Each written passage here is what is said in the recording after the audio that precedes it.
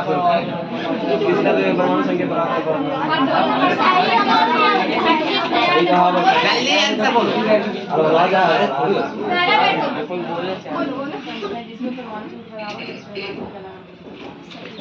Speak loudly, थोड़ा आवाज बताओ। आप लोग से रहेगा फिर से बोनस के रूप में, ठीक है। सवाल बताएंगे कि हाइड्रोजन के 3 समस्थानिक है, ठीक है।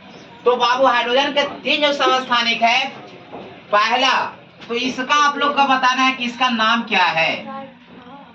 तीनों का सर नहीं, इसका नाम बताओ। H1 H3 का आप लोग बताएंगे नाम क्या है। 3 समस्थानिक का नाम H3 का बताएं सर। हाँ, ट्राइट्रियम। बहुत अच्छा, वेरी गुड। आप लोग बताएंगे बाबू कि कार्बन 14 एक समस्थानिक है कार्बन का, तो कार्बन 14 का उपयोग कहाँ किया जाता है? कार्बन 14 का उपयोग कहाँ किया जाता है? पृथ्वी के अंदर जीवाश्मों को पता लगाने में। बहुत अच्छा, गुड। चलिए लड़के तरफ सवाल आएगा। यूरेनियम 235 एक समस्थानिक है, इसका प्रयोग कहाँ किया जाता है, किसके पता लगाने में किया जाता है? यूरेनियम 235 का प्रयोग कहाँ किया जाता है, किसके पता लगाने में किया जाता है? भारी बोलिएगा सर, तुम भारी नहीं है क्या?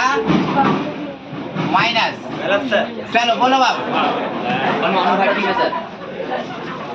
रिपीट। भट्टी में हम नहीं बोल रहे हैं, और बोलो। आंसर नहीं है उसको, लेकिन जो हम आंसर लेना चाह रहे हैं वो आंसर बोला नहीं। इसका उपयोग और कहाँ करते हैं? यूरेनियम 235 का उपयोग परमाणु भट्टी में अकाल का खानों में। अरे गलत नहीं, पहले चाहिए था। गलत नहीं है परमाणु भट्टी में, उसका आंसर राइट है। लेकिन चलो ठीक है, आंसर सही है। लेकिन और हम बताए थे कि बाबू यूरेनियम का इस्तेमाल जो किया जाता है वो किया जाता है पृथ्वी की आयु को। यूरेनियम डेंटिंग है सर। यूरेनियम डेंटिंग है ना। यूरेनियम 235 का उपयोग परमाणु भट्टी में किया जाता है। आंसर चलो, अब जो है लड़का तरफ से सवाल आएगा बोनस के रूप में। बोनस के रूप में था ये सवाल। Yes sir. नहीं सर, लड़के लोग नहीं बताए माइनस। चलो बताना बताइए। कोबाल्ट 60 एक समस्थानिक है, इसका उपयोग कहाँ करते हैं?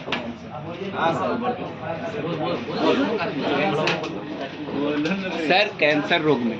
कैंसर रोग में। बहुत अच्छा, गुड।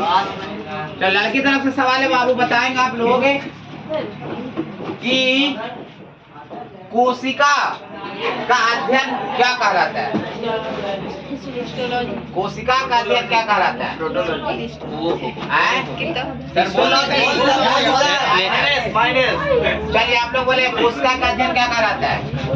हड़बड़ा के बोले ना, आंसर नहीं तो साइटोलॉजी सही है।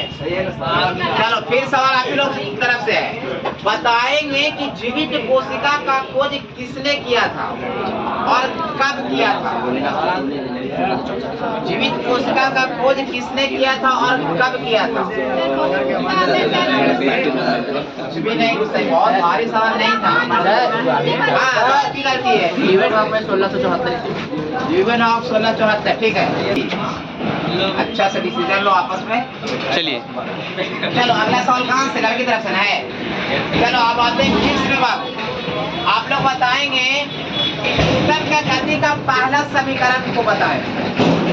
न्यूटन के गति का पहला समीकरण, 3 समीकरण था ना, परतल नियम नहीं, परतल समीकरण की बात कर रहे हैं।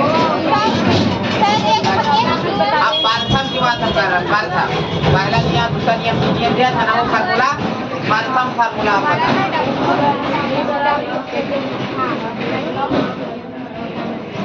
अच्छा बोलिए।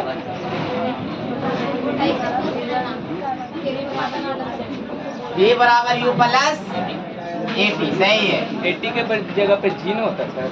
नहीं, GT कब होगा? जब हम ऊंचाई पर ले जाए गुरुत्वीय त्वरण की बात करेंगे तब, यहाँ पे नहीं। चलिए अगला सवाल आप लोग का है। बताएंगे कि बड़ा G का मान कितना होता है? किसने दिया था? टेली पूछते हैं सर, टेली की वैल्यू बहुत पूछता है। बड़ा सी का मान कितना होता है और किसने दिया था? पहले बताएं सर, ये बताएं। हाँ, कैमरा है। तुम लोग से नहीं हल्का पूछ रहे। बोलो बाबू जल्दी।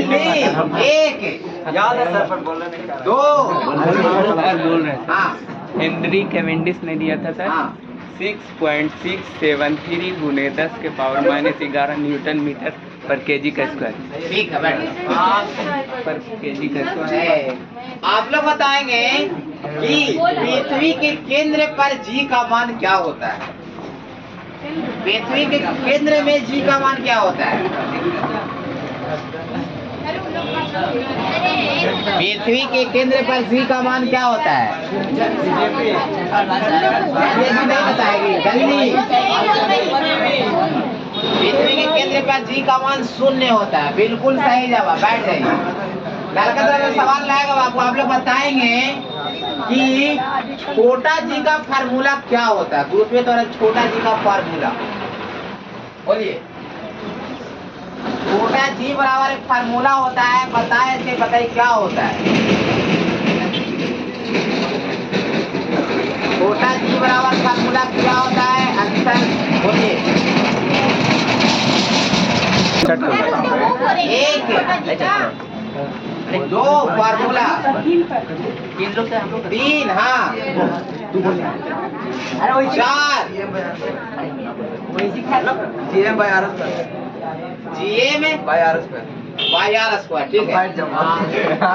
आएंगे बाबू की बताइए आप कि कौन सी ऊतक है जो पौधे की लंबाई बढ़ाने में सहायता करता है?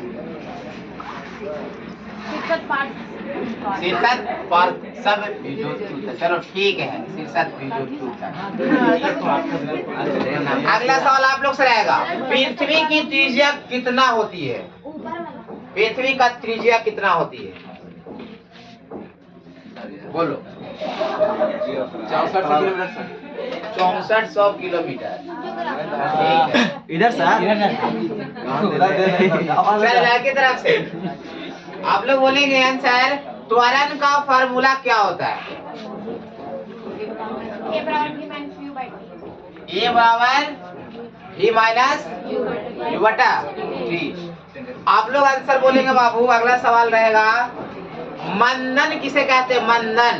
रिटार्डेशन क्या है? रिटार्डेशन मंदन।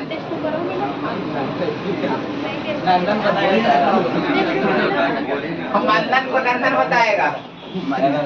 बोलो स्टार्ट करो।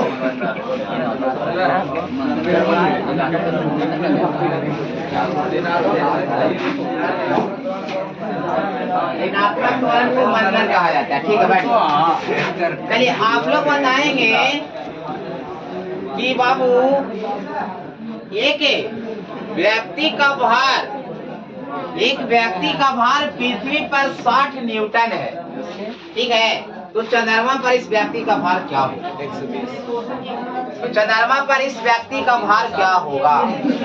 420। तुम लोग का नहीं है बाबू, ये लड़की लोग का है। अपना जवाब अपने पास रखो। एक व्यक्ति का भार पृथ्वी पर 60 न्यूटन है। तो चंद्रमा पर इसकी भार कितनी होगी? हाँ, 10। आंसर बोलेंगे जल्दी। सही बोलिए। हाँ।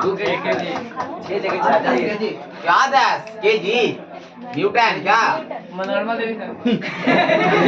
10 न्यूटन सही जवाब। चलो लड़का तरफ से सवाल रहेगा बाबू। आप लोग बोलेंगे कि ऊर्जा संरक्षण का सिद्धांत क्या कहता है? ऊर्जा संरक्षण का सिद्धांत क्या कहता है? या ऊर्जा संरक्षण का सिद्धांत से आप क्या समझते हैं? नाम पढ़ाया हुआ ऊर्जा संरक्षण सिद्धांत। एकदम अंदर के सवाल है साला आंसर राइट करो। बोलो बाबू, ऊर्जा संरक्षण के सिद्धांत से आप क्या समझते हैं? क्या कहता है वो?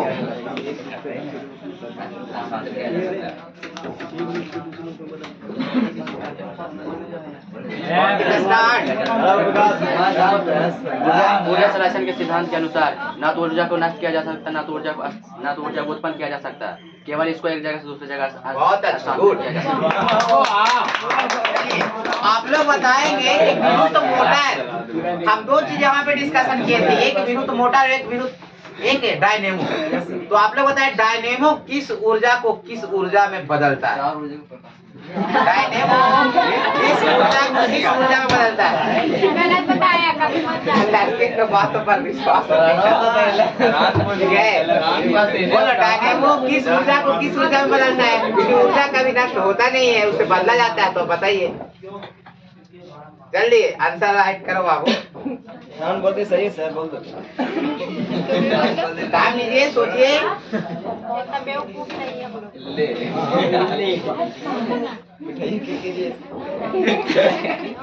एक बहुत गलत करते थे, बहुत हार्ड सवाल है।